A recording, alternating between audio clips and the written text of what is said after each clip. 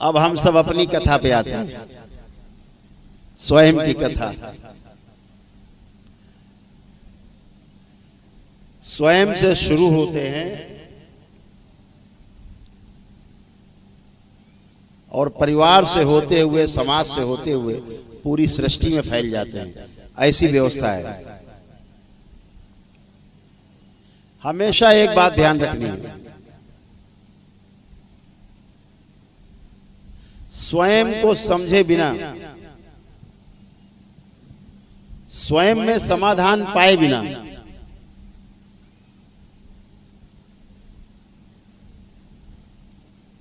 चाहे परिवार हो और चाहे फिर समाज हो, आप किसी को नहीं समझ सकते, ना समझ सकते और ना समझा सकते। इसलिए आवश्यकता जो सबसे बड़ी है, स्वयं को समझने की आवश्यकता है। इसीलिए जितने महागुरु हुए उन्होंने एक ही बात कही, अपने को जानो, स्वयं को जानो। जब तक स्वयं को नहीं जान पाते तब तक आप सामने वाले को नहीं जान सकते। व्यवस्था ही नहीं है। सबको जानने का बहुत सीधा उपाय है, स्वयं को जान लिया जाए। जैसे अभी हम आप सबसे पूछे कि आप सभी सुखी रहना चाहते हो कि दुखी रहना चाहते हो, तो जितने लोग सुखी रहना चाहते हो हाथ उठाएं। सारे हाथ ऊपर है, हाथ नीचे करेंगे। आप जितने लोग दुखी रहना चाहते हैं हमेशा, वो हाथ उठाए।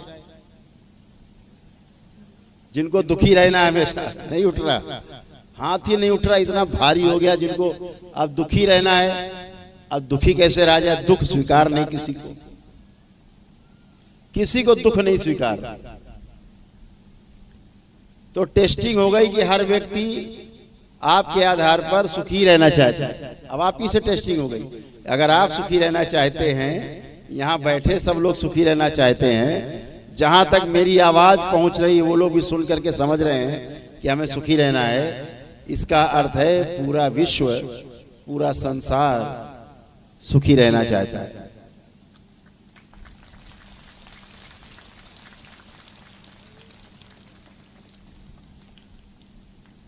समस्या कहां है? हम सुखी रह नहीं पाते।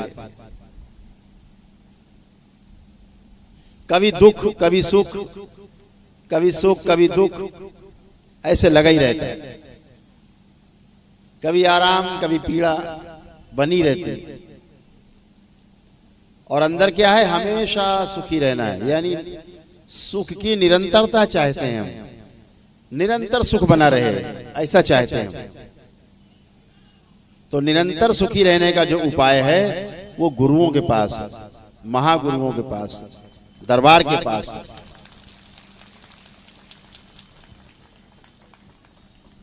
तभी दरबार कहता है एको हम द्वितीयो नास्ति, न भूतो न भविष्यति।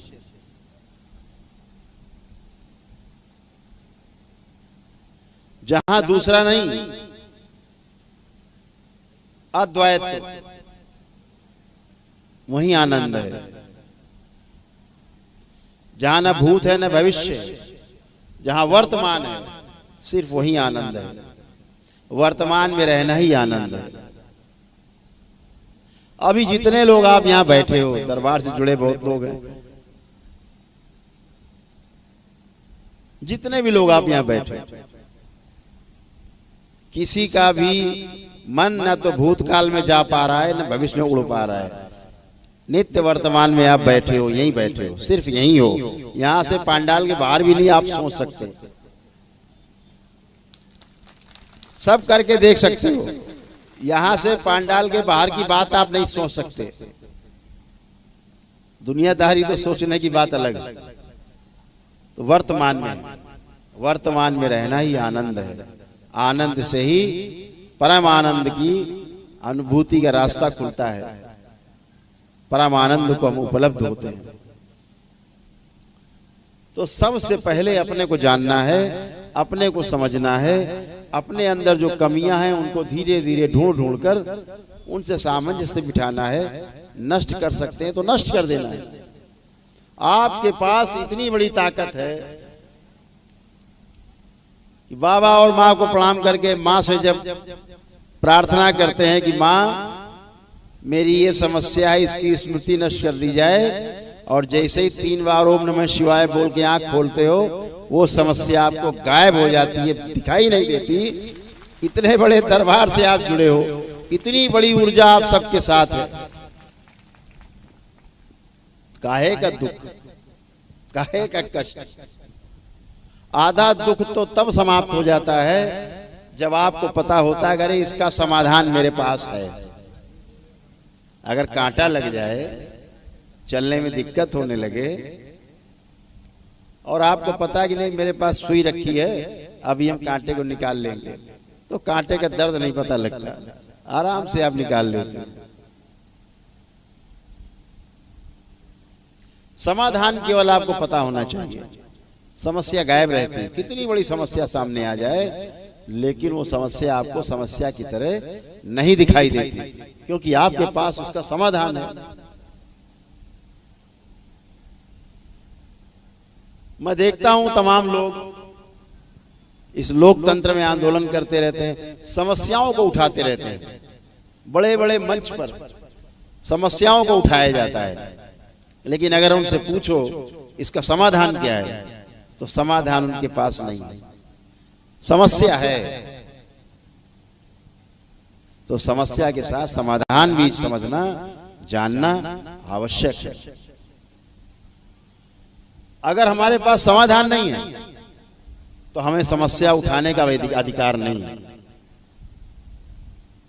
समस्याओं का गुणगान करके आप और दुख में जाते हैं। जितनी सुख की चर्चा करते हैं, आनंद की चर्चा करते हैं, भगवत चर्चा करते हैं, उतना ही आप आनंद में जाते हैं।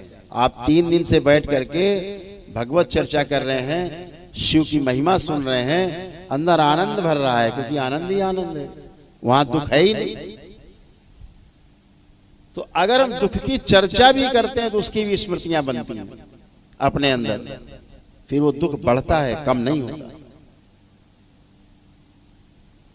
इसलिए समाधान की ओर जाना जरूर चाहिए। और समाधान अभी हम क्या सोचते हैं, समस्या सामने वाले में, इसलिए हमें समस्या हो रही है। बेटा हमारा गड़बड़ है इसलिए हमको बहुत समस्या है, पत्नी गड़बड़ है, पत्नी सोच रही पति गड़बड़ है, बच्चे सोच रहे माता पिता गड़बड़ है, सब दूसरों को गड़बड़ सोच रहे, अपनी तरफ ध्यान ही नहीं जाता है कि समस्या बेटा उधर नहीं है, समस्या तुम्हारे स्वयं के अंदर है।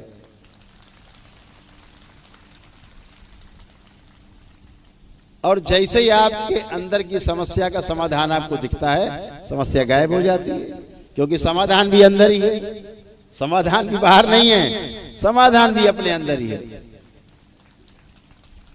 आप अपने ही प्रार्थना संकल्प से स्वयं को शुद्ध और पवित्र कर लेते हो, रोग मुक्त बना लेते हो।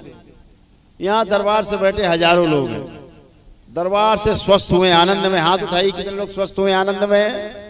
देखिए सब हाथ उठ रहे हैं, सारे हाथ उठ रहे हैं, नीचे कर लीजिए। ये समाधान है, क्योंकि आपने समाधान स्वयं ढूंढा है। आप अपने ही प्रार्थना और संकल्प से स्वस्थ हुए हैं, स्वयं के प्रार्थना संकल्प से स्वस्थ हुए हैं। क्यों? क्योंकि आपके अंदर दरबार के प्रति आस्था, विश्वास, श्रद्धा कूट कूट के भरी हुई।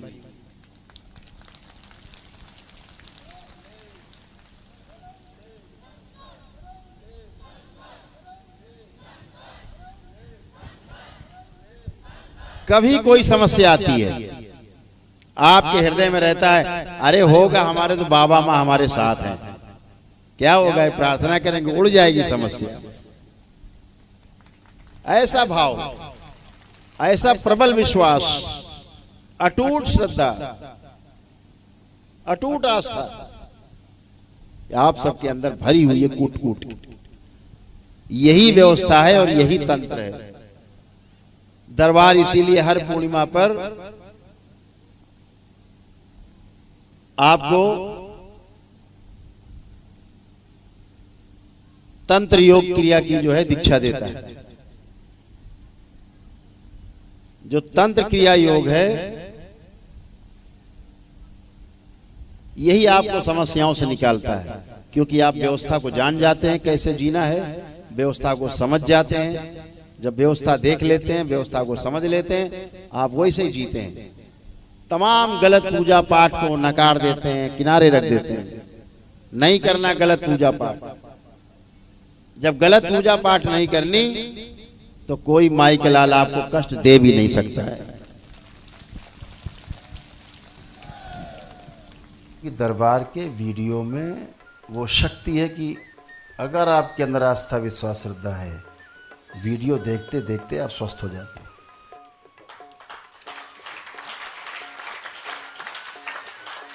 सब लोग लाइक का बटन दबाएं, लाइक का बटन दबाना भूल जाते हैं आप लोग, ताकि आपका वीडियो ज़्यादा से ज़्यादा जगह इधर भेजे यूट्यूब, और ज़्यादा से ज़्यादा देखा जाए और लोग इससे लाभान्वित हो।